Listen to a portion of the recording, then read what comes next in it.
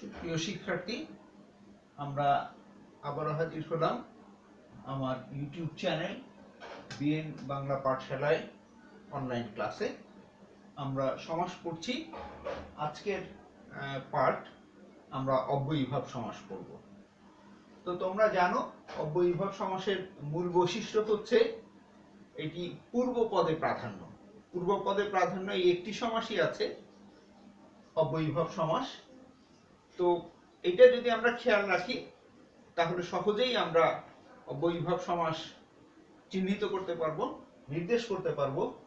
এবং সেইখানে অব্যয়ীভাব সমাসের যে পূর্ব পদ, যে অব্যয়ের সমস্ত পদের রূপ, এইটা যদি আমরা একটু মাথায় রাখি তাহলে অব্যয়ীভাব সমাসের চিহ্নিতকরণে আমাদের কোনো সমস্যা হবে না। এটার কোনো প্রকারভেদ নেই।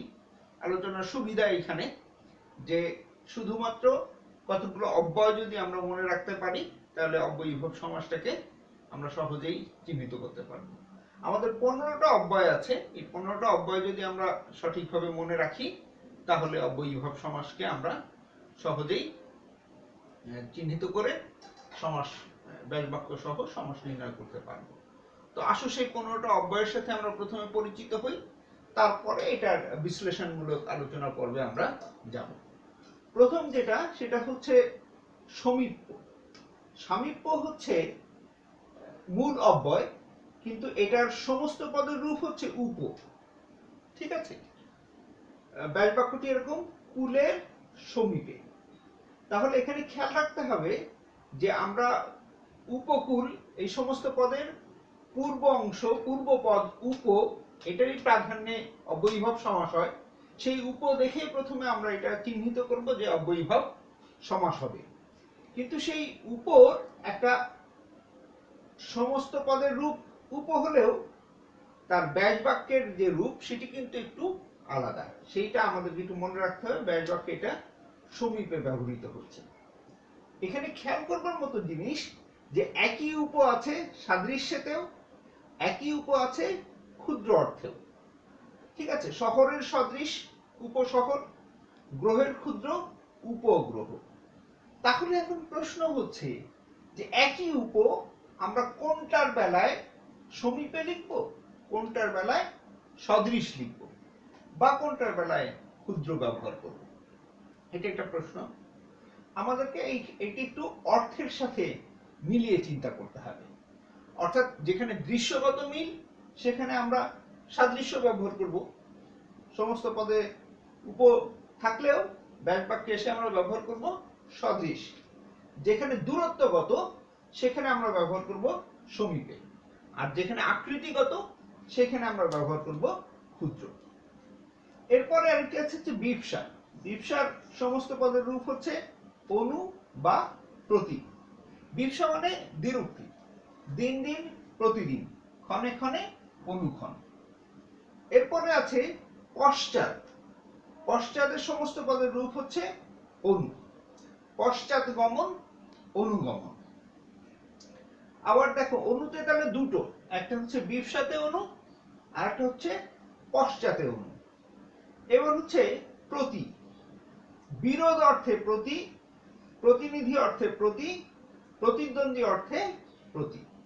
বিরুদ্ধবাদ, প্রতিবাদ, বিরোধ অর্থে। অর্থাৎ এই প্রতিবাদ শব্দের মধ্যেই কিন্তু যে বিরোধিতার ব্যাপারটা আমরা বুঝতে পারছি। এইভাবে সমস্ত পদের অর্থ বিবেচনা করে আমরা এই নির্ণয় করব যেটি কোনটা কোন অর্থে ব্যবহৃত হচ্ছে। আর ছবির প্রতিনিধি এখানে প্রতিনিধিত্ব করছে, বিরোধের ব্যাপারটি নেই। প্রতিদ্বন্দ্বীর ব্যাপারটা আছে পক্ষ বিপক্ষের বেলায়, যে কারণে অপর পক্ষ প্রতিপক্ষ।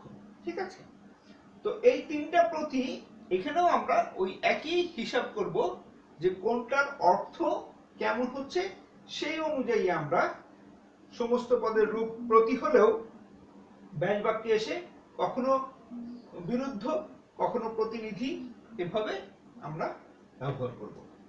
এর পরেরটা হচ্ছে অতিক্রান্ত। সমস্ত পদের রূপ হচ্ছে উদ, বেলাকে অতিক্রান্ত, উদ্বেগ।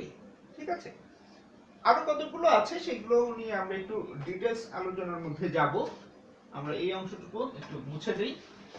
ঠিক আছে,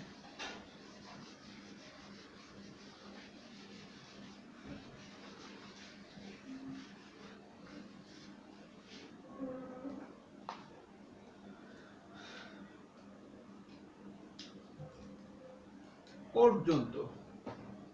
পর্যন্ত অর্থেও আ ব্যবহৃত হয়, আবার ঈষৎ অর্থেও আ ব্যবহৃত হয়। তাহলে হিমালয়,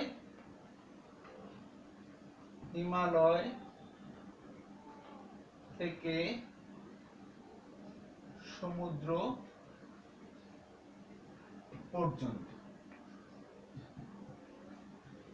আ সমুদ্র হিমালয়, বা হিমাচল থেকে সমুদ্র পর্যন্ত আ সমুদ্র হিমাচল। ঠিক আছে, অর্থাৎ যেখানে দূরত্ব বোঝাচ্ছে সেইখানে হচ্ছে পর্যন্ত।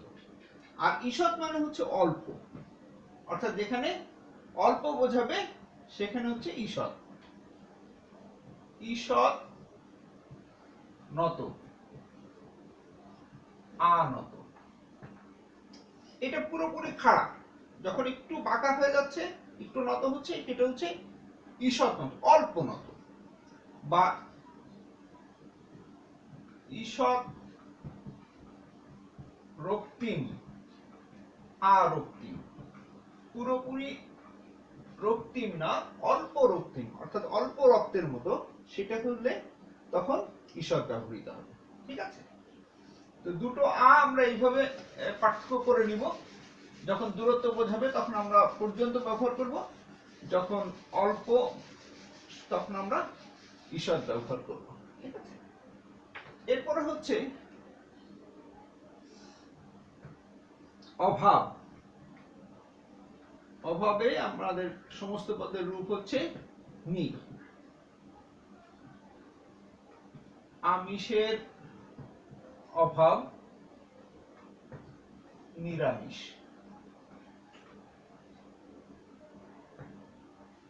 নিরামিষ। ঠিক আছে,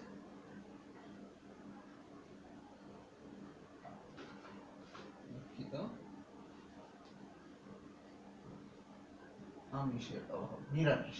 ঠিক আছে, এরপরে হচ্ছে সমগ্র অর্থে বা পূর্ণ অর্থে এখানে সম বা পরি। সম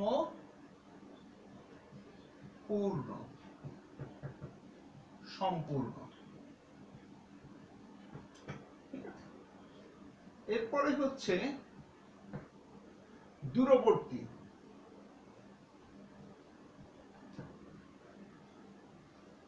দূরবর্তী এর সমস্ত পদের রূপ হচ্ছে প্র বা পর। প্র বা পর।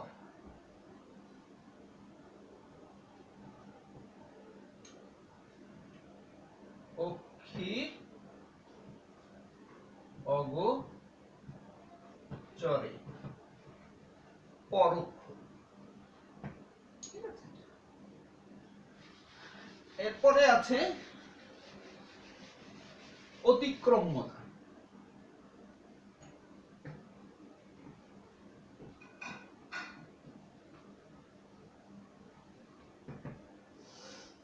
সমস্ত পদের রূপ হচ্ছে যথা। রীতিকে অতিক্রম না করে, যথা রীতি। বা বিধিকে অতিক্রম না করে, যথাবিধি।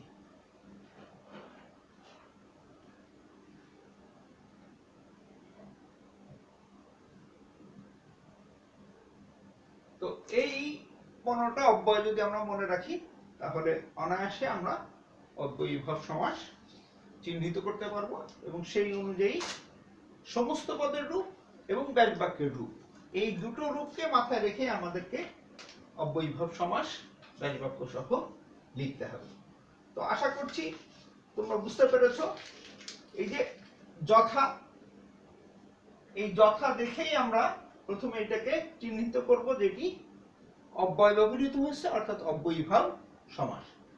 আর এই যথার সাথে আমাদেরকে মনে রাখতে হবে যে এই যথার মধ্যে অতিক্রম্যতা ব্যাপারটি আছে এবং ব্যাসবাক্যকে এইভাবে রীতিকে অতিক্রম না করে এইভাবেই আমাদের ব্যাসবাক্য তৈরি করতে হয়। এটি একটু আমাদেরকে মনে রেখে অব্যয়ীভাব সমাসগুলো লিখতে হবে। কোনোটা অব্যয় মনে রাখলে অব্যয়ীভাব সমাস নিয়ে আমাদের আর কোনো রকম কোনো সংকট থাকবে না। তো আশা করছি তোমরা বুঝতে পেরেছো অব্যয়ীভাব সমাস। তো সেই অব্যয়ীভাব সমাস এর সাথে সাথে এই 15টা অব্যয়কে একটু মনে রাখা যদি তোমাদের কাছে কঠিন মনে হয়, এটি বারবার পড়ে তোমরা খাতায় লিখবে এবং তোমাদের বইয়ে যে সমাসগুলো দেয়া আছে সেগুলো একটু বারবার অনুশীলন করলেই অব্যয়ীভাব সমাস তোমরা পেরে যাবে। তো আজকের ক্লাস আমরা এখানেই শেষ করছি। আশা করছি তোমরা অব্যয়ীভাব সমাস বুঝতে পেরেছো এবং বিএন বাংলা পাঠশালা চ্যানেলটি সাবস্ক্রাইব করে রাখবে, বারবার এই ভিডিওটি দেখবে, তাহলে দেখবে যে অব্যয়ীভাব সমাস আর কোনো রকম কোনো সমস্যা ছাড়াই তোমরা পেরে যাচ্ছ। ধন্যবাদ সকলকে।